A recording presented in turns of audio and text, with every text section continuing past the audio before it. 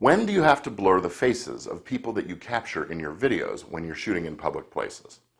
Hi, I'm attorney Gordon Firemark, and this is Asked and Answered, where I answer your entertainment law questions to help you take your career and business to the next level.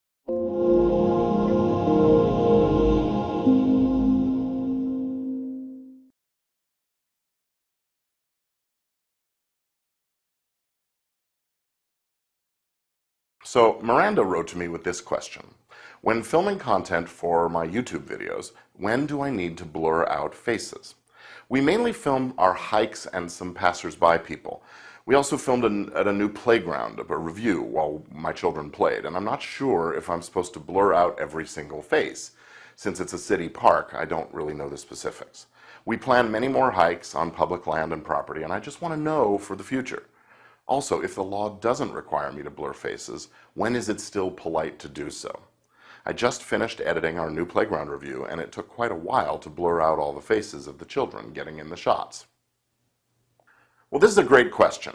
Generally, when you're filming in a public place like a park or outdoors on publicly accessible hiking trails and so on, it is perfectly okay to capture people and show them without blurring faces, provided that your videos are non-commercial in nature. That is, that they're not offering products or services for sale or proposing some kind of a business transaction.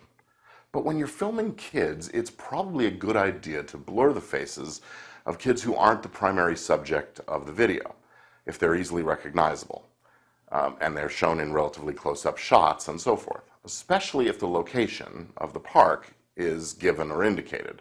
So here's a scenario. Suppose there's a domestic violence situation where the spouse has taken the kids and is hiding out from the other spouse. And the kids have got to get out and run around, so they go to the park to get some air and have a little fun. And then if the other spouse happens to see your video and can determine what park it is that they're visiting, that could mean trouble. And of course, if someone asks you not to film them or to blur them out, you should probably respect their wishes. And there may be other circumstances where blurring makes sense. If a person is shown doing something that might be embarrassing, like picking his nose, or if that's not the whole point of the video, maybe it makes sense. Or where there's some implication of wrongdoing or bringing scorn on the person. Bottom line, if a reasonable person wouldn't have an expectation of privacy and you're not using any inappropriate means like super telephoto lenses or breaking and entering or something like that to capture their image, free speech and free press principles govern the situation, and you have a right to show them. Also, if the footage captures something newsworthy, free speech and press. But ultimately, unless you're doing some kind of expose journalism, you want to be honorable about it, so use your judgment and think about how you would feel if you were shown in the way your video shows others. Now, if you have a question you'd like to see here on Asked and Answered, please visit firemark.com/questions and let me know. I'll see you next time.